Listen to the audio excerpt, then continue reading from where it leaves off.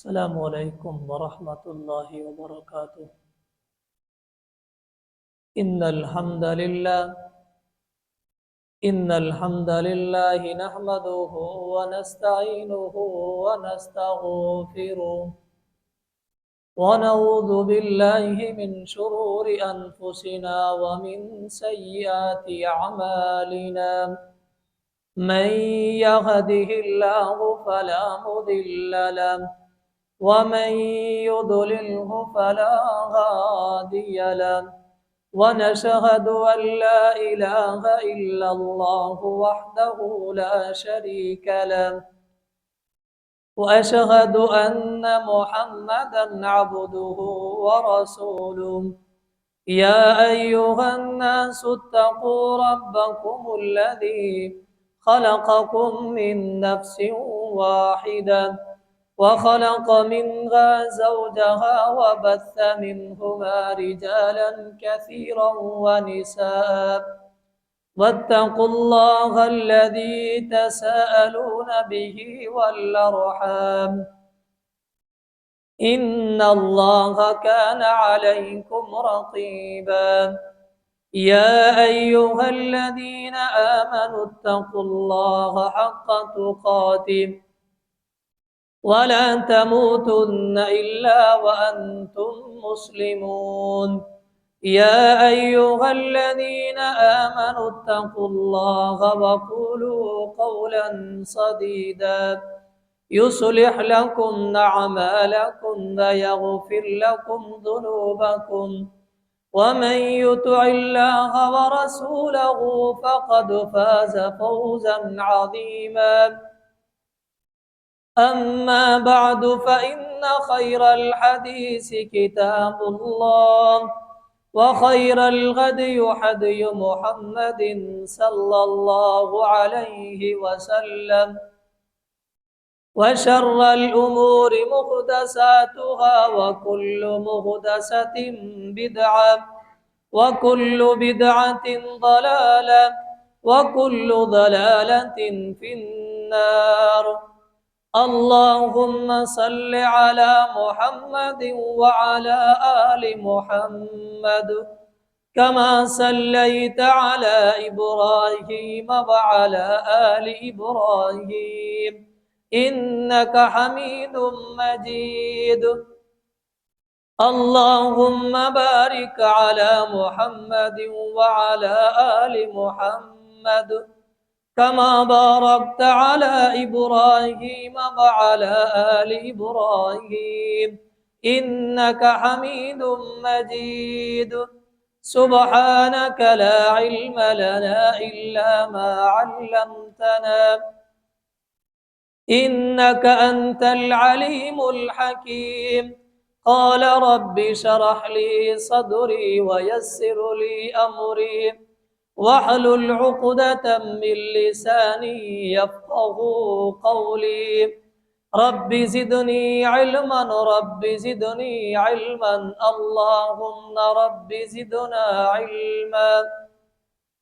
वक़ाल अल्लाहु तबारक व तआला फिल क़ुरआनिल मजीद वल फ़ुरक़ानिल हमीद वसारिऊ इला मग़फ़िरतिन मिन रब्बिकुम व जन्नतिन अर्दुहस समावातु वल अर्द उइद्दत लिल मुत्तक़ीन। हर किस्म की हम्दो सना, तारीफ़ात, तमजीदात, तस्बीहात, तहलीलात अल्लाह वहदहु ला शरीक के लिए। दुरूद व सलाम हो इमामुल अंबिया इमाम आज़म जनाब मुहम्मदुर रसूलुल्लाह सल्लल्लाहु अलैहि वसल्लम की ज़ात अक़दस पर। समीन मोहतरम, आज के खुतबा जुमा का जो टॉपिक और उन्वान है वो ये है, अहले ईमान मुसलमान और अहले तौहीद परस्त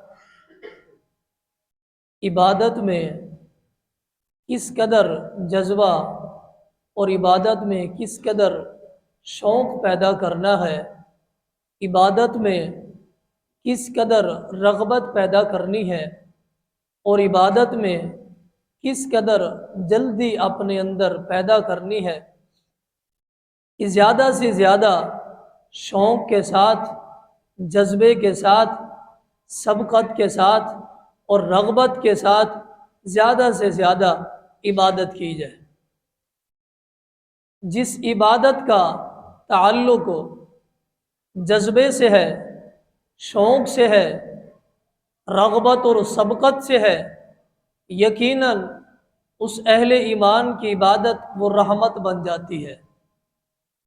جس عبادت میں شوق نہیں ہے، جذبہ نہیں ہے، سبقت نہیں ہے اور عبادت میں جلدی نہیں ہے، وہ عبادت انسان کے لیے الٹا زحمت بن جاتی ہے۔ اسی کے متعلق گفتگو ہوگی۔ عبادت ہماری رمضان المبارک کی آمد ہے، چند ایک دن باقی ہے۔ اسی حوالے سے یہ گفتگو ہے کہ ہماری عبادت میں شوق، جذبہ، چاہت، الفت، رغبت نہیں ہوگی تو انسان کی عبادت وہ زحمت ہو جائے گی۔ اس کے متعلق بھی دلائل دیں گے۔ آئیے دیکھیے، پہلی دلیل پچھلا خطبہ جس ہستی کے متعلق گفتگو کی گئی تھی اسی سے شروع کرتے ہیں۔ صحیح بخاری میں یہ حدیث درج ہے، نبی اکرم صلی اللہ علیہ وسلم نے ایک مرتبہ ایک مجلس میں 4 سوال کیے۔ ایک ہی مجلس ہے اور آپ نے ایک مجلس میں 4 سوال کیے۔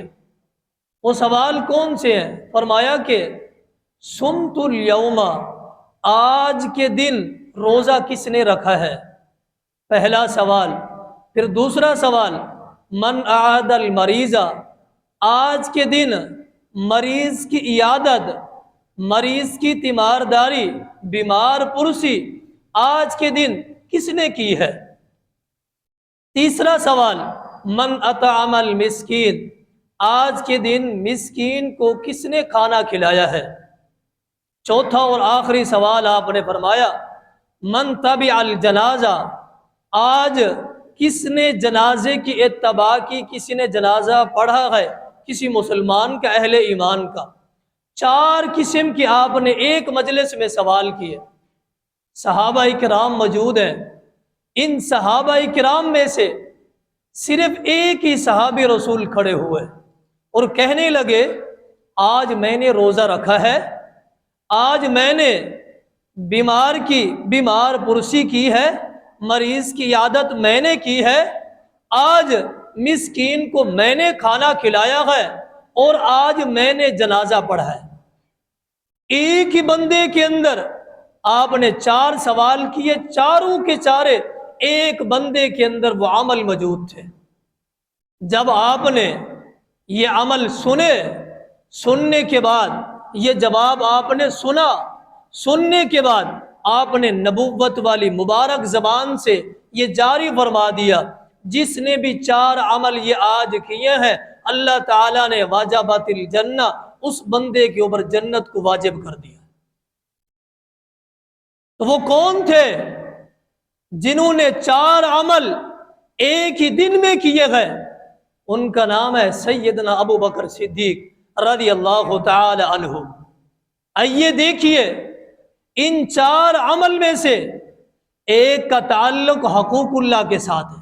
بات کو آپ سمجھے، حدیث آپ نے کئی بار سنی ہو۔ ایک کا تعلق حقوق اللہ کے ساتھ ہے، وہ کون سا ہے؟ سمت الیوم، روزہ رکھنا، اس کا تعلق اللہ تعالیٰ کے ساتھ، کیونکہ انسان روزہ رکھتا ہے، بندے کو پتہ ہے یا اللہ کو پتہ ہے؟ دوسرے کو پتہ ہی نہیں ہوتا۔ تو یہ حقوق اللہ میں سے ہے کہ انسان نے اسلام کا ایک رکن ادا کیا، اور یہ حقوق اللہ میں سے۔ باقی 3 کا تعلق حقوق العباد کے ساتھ ہے۔ کسی کی بیمارداری کرنا حقوق العباد ہے، اخلاق کا تقاضا ہے۔ کسی کو کھانا کھلانا یہ اخلاقی تقاضا ہے اور حقوق العباد ہے۔ جنازہ پڑھنا یہ میت کا حق ہے، بندے کا حق ہے، یہ اخلاقی تقاضا ہے، اس نے ادا کیا ہے۔ 3 کا تعلق حقوق العباد کے ساتھ ہے، ایک کا تعلق حقوق اللہ کے ساتھ ہے، پتہ چلتا ہے کہ انسان حقوق اللہ حقوق العباد دونوں حق ادا کرے گا تبھی جنت ملے گی۔ ہمارے ہاں تو یہ روٹین ہے، لوگوں کی خدمت کرتے رہو، لوگوں کے ساتھ ہمدردی کرتے رہو، ان کے ساتھ رہنمائی کرتے رہو، ان کے ساتھ محبت الفت بانٹتے رہو، نماز نہیں پڑھنی، روزہ نہیں رکھنا، اللہ تعالیٰ کی طرف نہیں جانا، لوگوں کی خدمت کرتے رہو، بس اسی میں جنت ہے، اسی میں کامیابی ہے۔ نہیں، کامیابی یہاں تین کا تعلق حقوق العباد کے ساتھ، ایک کا تعلق حقوق اللہ کے ساتھ ہے۔ پتہ چلتا ہے آسمان سے دو ہی چیپٹر نازل ہوئے، ایک کا تعلق حقوق اللہ کے ساتھ ہے، دوسرا کا تعلق حقوق العباد ہے۔ یہ دونوں لازم ملزوم ہیں، لازم ملزوم ہے، ایک دوسرے سے جدا نہیں ہے۔ لیکن اپنے موضوع کی طرف آتے ہیں، دیکھیے سیدنا ابوبکر صدیق رضی اللہ تعالیٰ کا کس قدر شوق تھا عبادت میں، کس قدر جذبہ، کس قدر شوق، کس قدر رغبت، اور یہی کی ہوئی عبادت رحمت بنی، جب رحمت بنی جنت کے مستحق بن گئے۔ آئیے یہی صحابی رسول ہے، جنگ تبوک کے موقع پہ جب آپ نے مال کا اعلان کیا، گھر کا سارا سامان اٹھا کے آپ کے دامن میں ڈال دیا، کہا اللہ کے رسول صلی اللہ علیہ وسلم سارا سامان لے کے آ گیا، وہ گھر آپ کی اور اللہ تعالیٰ کی محبت کو چھوڑ کے آیا، جذبہ ہے۔ یہی بات ہے سیدنا عمر بن خطاب رضی اللہ تعالی عنہ، آپ گھر کا جنگ تبوک کے موقع پہ گھر کا آدھا سامان لے کے آ گئے، گھر کا آدھا سامان، گھر کا پورا سامان۔ صرف آپ تصور کریں، یہ وہی شخص یا یہ وہی بھائی سمجھ سکتے ہیں جنہوں نے ایک ایک روپیہ جمع کر کے گھر کو بنایا اور اس میں سامان لا کے رکھا۔ اسی کو سامان کی اور گھر کی اہمیت کا پتہ ہے، جس کو بنا بنایا مل گیا اس کو اہمیت کا پتہ نہیں ہوگا، اسی کو پتہ ہے۔ انہوں نے گھر بنایا اور گھر کا سارا سامان اٹھا کے دے دیا، اللہ کے راستے میں خرچ کر دیا۔ کتنا بڑی بات ہے۔ سیدنا عمر بن خطاب رضی اللہ تعالی عنہ، آپ دیکھیں خنجر لگا ہے، نبیذ پلاتے ہیں، دودھ پلاتے ہیں، کچھ بھی کرتے ہیں، خنجر والی جگہ سے ساری چیزیں باہر نکل رہی ہیں۔ آپ کی صبح کے وقت ایک رکعت ہوئی، دوسری رہ گئی۔ آپ نے فرمایا کہ میں نے ایک رکعت پڑھی تھی، دوسری نہیں پڑھی تھی، لاؤ تکیہ رکھو اور مجھے بٹھاؤ، میں نے دوسری رکعت نماز ادا کرنی ہے۔ اس کنڈیشن میں بھی نماز کو نہیں بھولے۔ یہ ہے جذبہ، یہ ہے عبادت میں شوق، یہ رغبت، تبھی تو نبوت والی زبان سے انہیں جنت کی بشارت ملی ہے، ایک بار نہیں کئی بار ملی ہے۔ اور یہی صحابہ کرام ہے، جامعہ ترمذی کی حدیث ہے، منافقین جب صحابہ کرام کے قریب سے گزرتے، صحابہ کرام صفے بنا کے آپ صلی اللہ علیہ وسلم کے پیچھے نماز ادا کر رہے ہوتے، اور یہی منافقین یہ کہہ جاتے انظروا الی ہؤلاء انظروا الی ہؤلاء المجانین، ان نعوذ باللہ ان بے وقوفوں کی طرف دیکھو کہ یہ کھڑے کھڑے گر جاتے ہیں، ان کے جسم میں طاقت نہیں ہے، قوت نہیں ہے، یہ کھڑے کھڑے گر جاتے ہیں، لیکن عبادت کو نہیں چھوڑ رہے۔ یہ بازار میں جائیں اور جا کے یہ کاروبار کریں، یہ تجارت کریں، مال و دولت کمائیں اور اپنے جسم کے لیے کچھ کریں اور کھائیں، جسم میں طاقت ہے۔ ان بے وقوفوں کی طرف دیکھیں، یہ عبادت میں لگے ہوئے ہیں اور یہ کاروبار کی طرف نہیں جاتے۔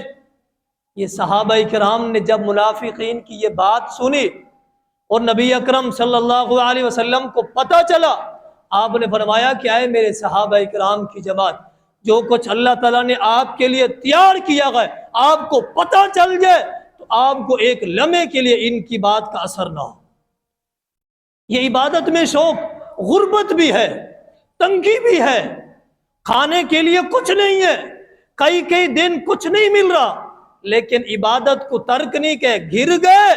سیدنا ابو ہریرہ رضی اللہ تعالیٰ عنہ بھوک کی وجہ سے گر جاتے تھے، لوگ اوپر سے گزر جاتے، لوگ کہتے تھے دیکھو اس مجنون اور دیوانے کی طرف دیکھو، یہ پڑا ہوا ہے، جب ان کو ہوش آتا اور یہ کہتے میں مجنون اور دیوانہ نہیں ہوں، میرے اوپر سحر اور جادو نہیں ہے، میں گر جاتا ہوں بھوک کی وجہ سے، میرے پیٹ میں کچھ نہیں ہے لیکن کمانے کے لیے نہیں جاتا، حدیث مصطفیٰ مس نہ ہو جائے، کوئی حدیث نہ رہ جائے۔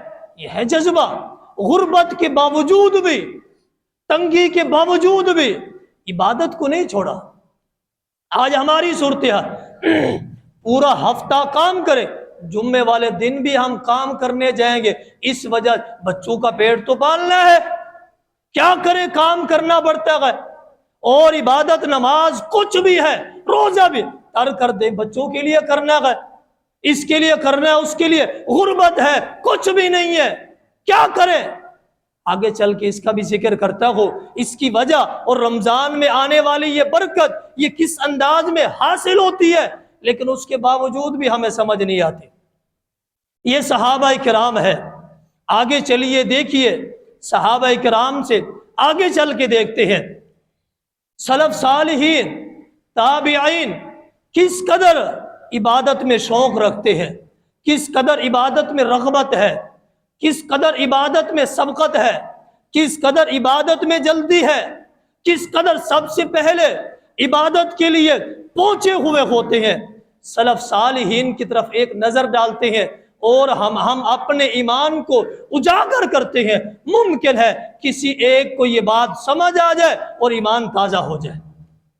آئیے دیکھیے امام ابو ثعلبہ رحمہ اللہ تعالی بڑے چوٹی کے محدث ہیں، تلزاء الاحیاء کے اندر یہ بات درج ہے، ماتا ابو ثعلبہ الخشنی وہو ساجد فی صلاتہ باللیل، رات کا لمبا لمبا قیام کرتے ہیں، اتنا لمبا قیام کرتے ہیں، روزانہ نماز تہجد ادا کر رہے ہیں۔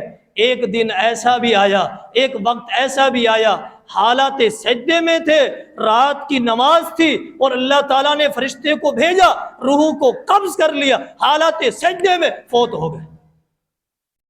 کتنا پکیزہ موت ہے، زندگی تو پکیزہ ہے، موت کتنا پکیزہ ہے۔ حدیث میں آتا ہے سب سے زیادہ قریب نماز کی حالت میں بندہ جب سجدے میں ہوتا ہے سب سے زیادہ اللہ تعالیٰ کے قریب ہوتا ہے، سجدے کی حالت میں موت آ گئی، اللہ تعالیٰ کی طرف یہ چلے گئے، کس قدر ہے۔ اور دوسری حدیث صحیح بخاری میں ہے، مومن مسلمان جس حال میں فوت ہوگا کل قیامت کے دن اسی حال میں اٹھے گا، اسی حال میں اٹھے گا۔ اور یہی امام ابو ثعلبہ رحمہ اللہ تعالی حالات سجدے میں فوت ہوئے، کل قیامت کے دن جب اٹھے گے حالات سجدے میں ہوں گے۔ عبادت کا میں شوق، عبادت میں رغبت، عبادت میں چاہت کس قدر تھی اور کس قدر یہ پکیزہ موت اور پکیزہ زندگی حاصل ہوئی ہے۔ بات سمجھ نہیں ہے تو دوسرے امام کی طرف دیکھیں، امام سعید بن مسیب رحمہ اللہ تعالی چوٹی کے محدث ہیں، چوٹی کے امام ہے، صحیح بخاری کی روایات میں ان کی بھی روایات آتی ہیں، سند کو بیان کرتے ہیں۔ سعید بن مسیب رحمہ اللہ تعالی ان کے متعلق حافظ ابن حجر العسقلانی رحمہ اللہ تعالی نے التہذیب التحریب کے اندر اس واقعے کو نقل کرتے ہیں، کیا کہتے ہیں؟ ما اذن مؤذن منذ 20 سنة الا وكنت في المسجد، کہتے ہیں امام سعید بن مسیب رحمہ اللہ تعالی 20 سال کے عرصے میں کسی مؤذن نے اذان نہیں دی، سعید بن مسیب پہلے مسجد میں موجود ہوتے تھے۔ 20 سال کا عرصہ ہے، 20 دن نہیں ہے، 20 مہینے نہیں ہے، 20 سال ہے، پہلے مسجد میں موجود ہوتے تھے، مؤذن بعد میں آتا اور اذان دیتا۔ 20 سال۔ اور امام ذہبی نے آگے کچھ زیادہ ہی لکھا ہے، وہ کہتے ہیں ایک روایت میں آتا ہے 30 سال کا عرصہ ہے، تیسری روایت میں آتا ہے 40 سال کا عرصہ ہے، 40 سال مسجد میں موجود، نماز کا وقت نہیں ہوا، مؤذن آیا، اذان دی، سعید بن مسیب پہلے بیٹھے، رحمہ اللہ تعالی عبادت میں اس قدر جذبہ ہے۔ آئیے دیکھیے امام ذہبی نے اس سے آگے بھی لکھا ہے، کیا کہتے ہیں کہ سعید بن مسیب رحمہ اللہ تعالی 50 سال کی زندگی میں، آگے لکھتے ہیں 50 سال کی زندگی میں کسی ایک جماعتی کی گدی کو نہیں دیکھا۔ 50 سال کی زندگی میں نماز کی حالت میں کسی ایک جماعتی کی گدی کو نہیں دیکھا، سر کو نہیں دیکھا۔ ہمیشہ 50 سال کی زندگی میں پہلی صف میں ہوتے تھے، اگر دوسری یا تیسری میں ہوتے پہلی صف والے کے سر کو دیکھ لیتے، نہیں دیکھا۔ 50 سال کا عرصہ پہلی صف میں، صف اول میں آ کے نماز ادا کرتے، 50 سال میں کسی ایک جماعتی کے سر کو نہیں دیکھا نماز کی حالت میں۔ اس قدر عبادت میں شوق، اس قدر عبادت میں رغبت، اس قدر عبادت میں چاہت، یہ ہے سعید بن مسیب رحمہ اللہ تعالی۔ اس سے آپ آگے چلیں، امام اعمش رحمہ اللہ تعالی، صحیح بخاری کے اندر ان کی بھی کئی ایک روایات آتی ہیں۔ امام بخاری کے استاد ہے امام اعمش رحمہ اللہ تعالی، وقت کے محدث ہیں، چوٹی کے محدث ہیں، امام ہیں۔ ان کے متعلق آتا ہے 40 سال زندگی کے عرصے میں، 40 سال زندگی کے عرصے میں صرف ایک نماز بغیر جماعت کے پڑھی۔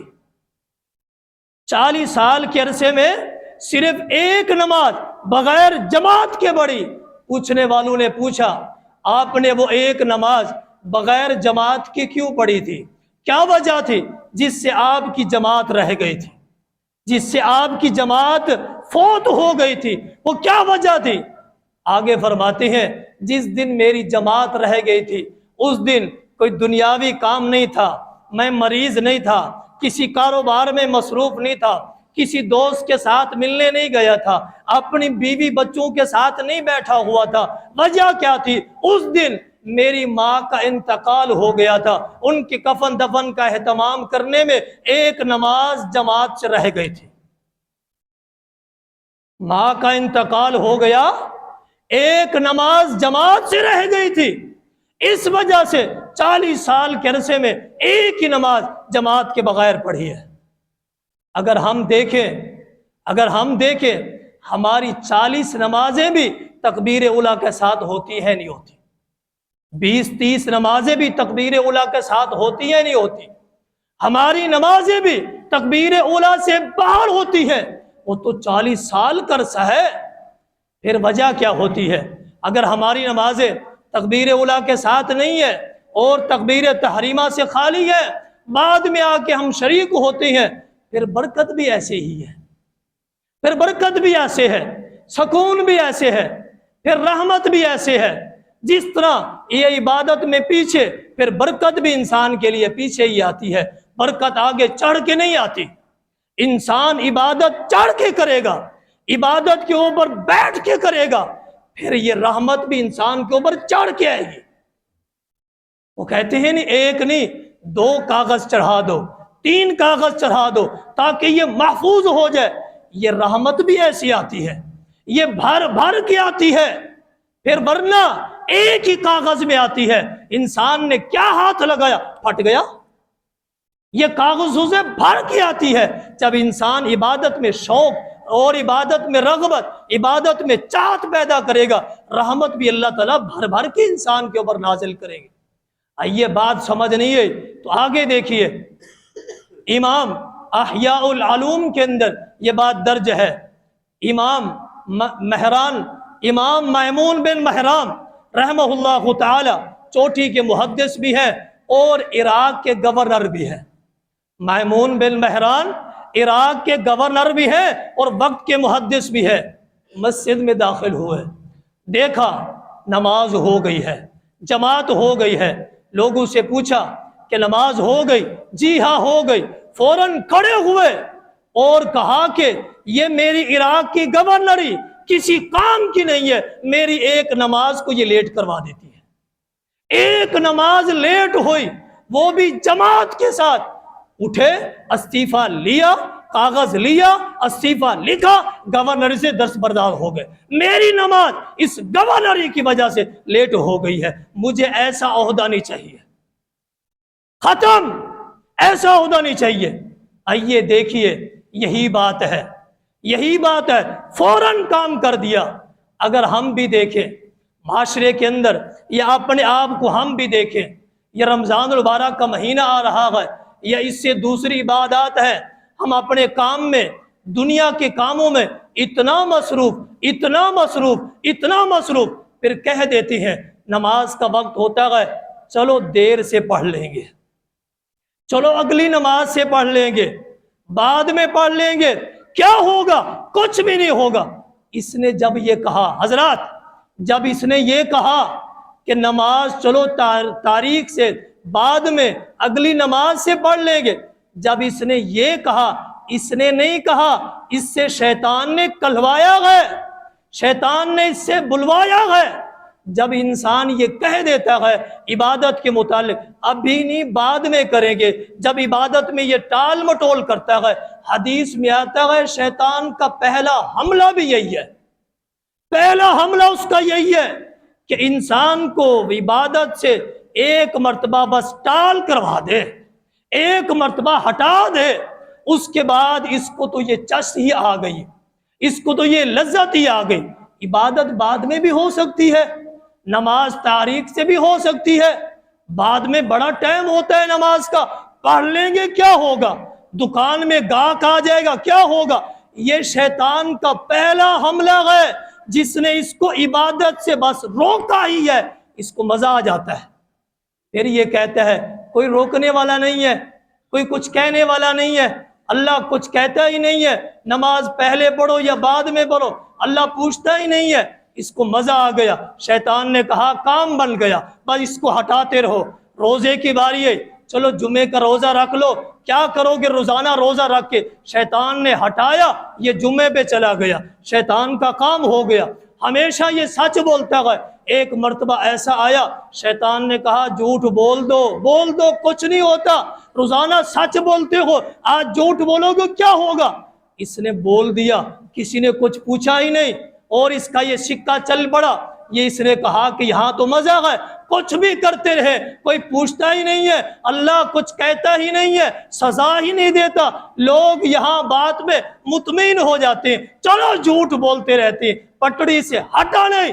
شیطان نے اپنی پٹڑی پہ چلا لیا۔ قرآن ساری زندگی بچہ ہے، میٹرک کے بعد پڑھ لیں گے اور انٹر کے بعد پڑھیں گے، بڑے ہو کے پڑھیں گے، اچھا یہ پیپر ہے، یہ ڈپلومہ ہے، یہ کر لے، فلاں کر لے، اس کے بعد قرآن بھی سیکھ لیں گے۔ کہاں جا رہا ہے قرآن؟ ہماری ہی کتاب ہے، مسلمان ہے، کہیں نہیں جاتے۔ یہ ڈگریاں لے لے کے یہ آفیسر بن گیا، قرآن آتا ہی نہیں ہے۔ کیوں؟ شیطان نے اسے پٹڑی سے ہٹایا تھا، جب یہ ہٹا اس کو مزہ آ گیا، کہا کوئی پوچھتا ہی نہیں ہے، کچھ کہتا ہی نہیں ہے، قرآن پڑھو یا نہ پڑھو، بڑا ہو گیا، زبان موٹی ہو گئی، زبان کے اوپر قرآن آتا ہی نہیں ہے، اور یہ شیطان کی پٹڑی پہ چل پڑا۔ میرے دوست، میرے بھائی، میرے عزیز، شیطان کا پہلا حملہ یہی ہے، پہلا وار یہی ہے۔ اس نے عبادت کا جو وقت ہے، عبادت کا جو ٹائم ہے، نیکی کا جو ٹائم ہے، اس نے پھیرا، سمجھ لے یہ پٹڑی سے ہٹ گیا۔ صدقے خیرات لینے والا آیا، اس نے کہا بعد میں آنا، بعد میں پھر بعد ہی صحیح۔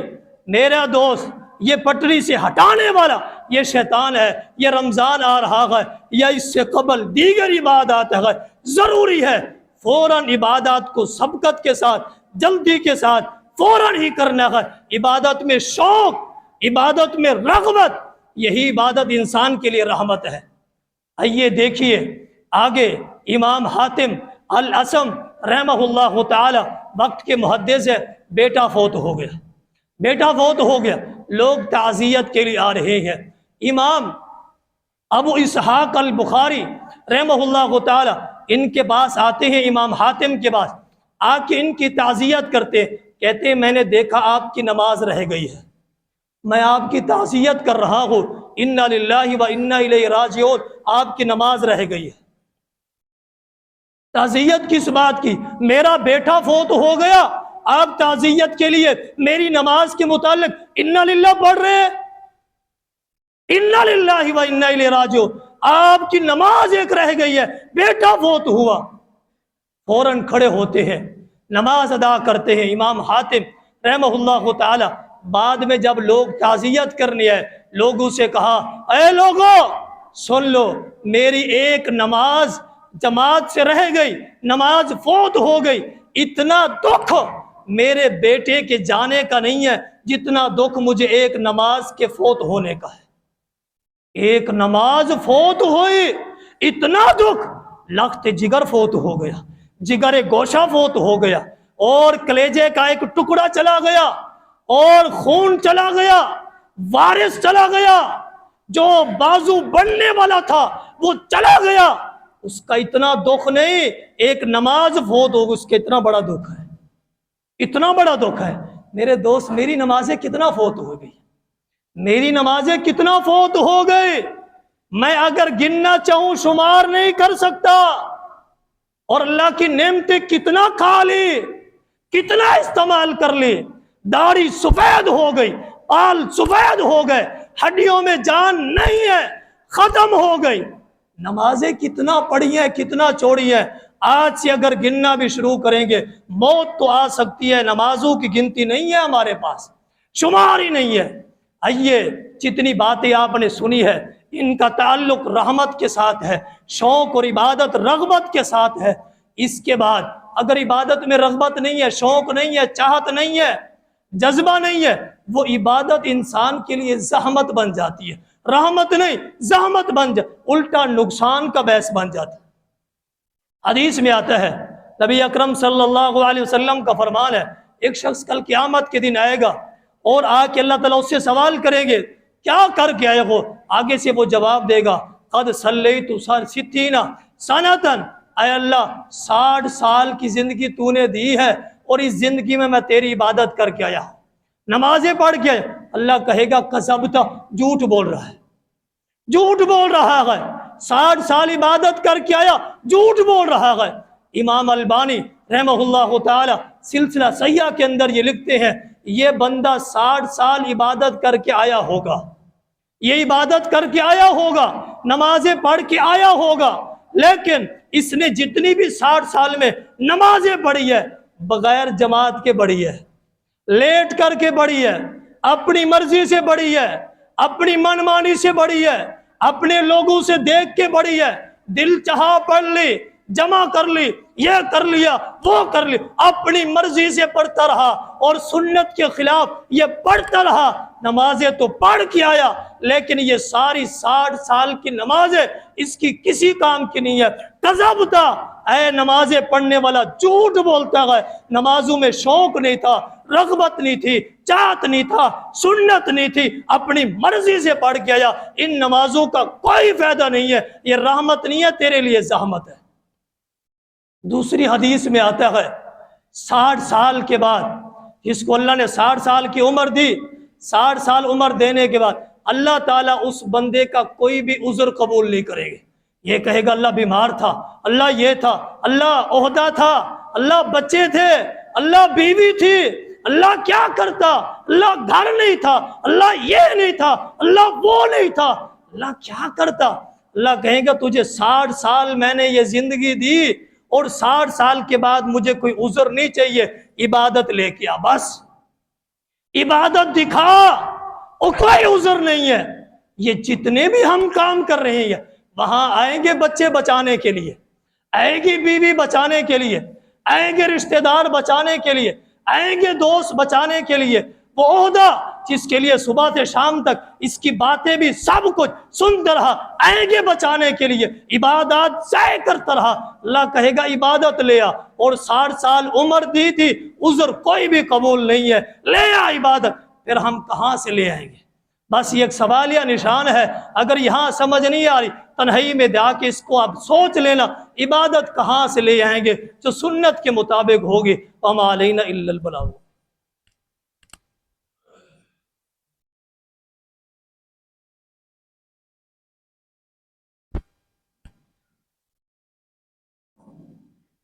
إن الحمد لله نحمده ونستعينه ونستغفره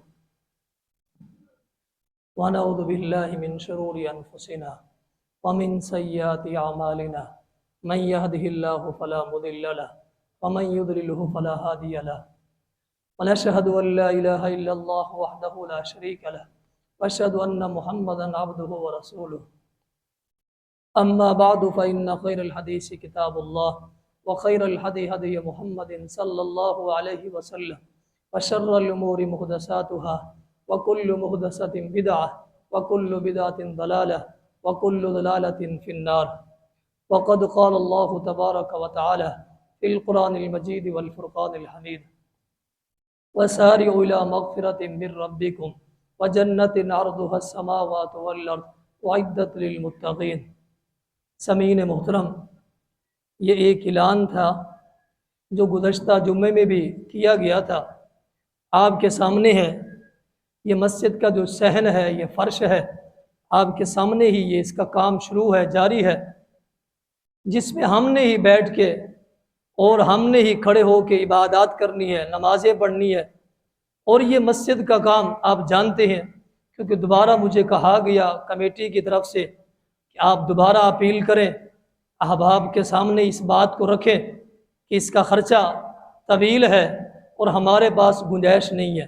یہ مسجد اللہ تعالیٰ کا گھر ہے اور یہ ہماری ذمہ داری ہے.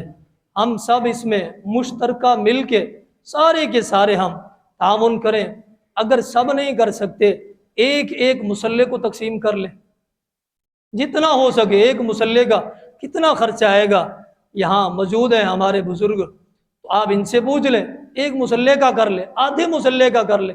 اس طرح یہ ہم کریں گے تو انشاءاللہ یہی مسجد جس میں ہم عبادت کرتے ہیں، یہ اللہ کا گھر ہے، یہ کسی کی نہیں ہے.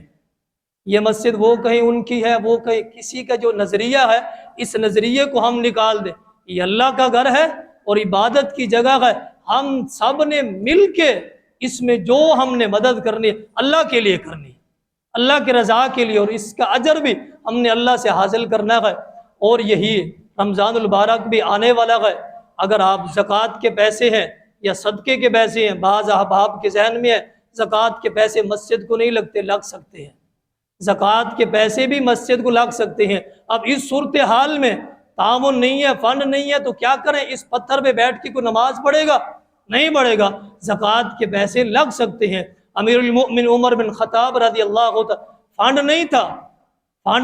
بیت المال کے جو زکوٰۃ میں بیت المال میں پیسہ جمع ہو، زکوٰۃ کے پیسے اٹھا کے مسجد کی توسیع کروا دی تھی. پتہ چلتا ہے کہ زکوٰۃ کے پیسے مسجد میں بھی لگ سکتے ہیں. کسی احباب نے زکوٰۃ کے دینے ہیں یا کچھ بھی دینا ہے تو ہم سب مل کے، آپ احباب سے مؤدبانہ گزارش ہے، آپ کے سامنے ہے ساری صورتحال.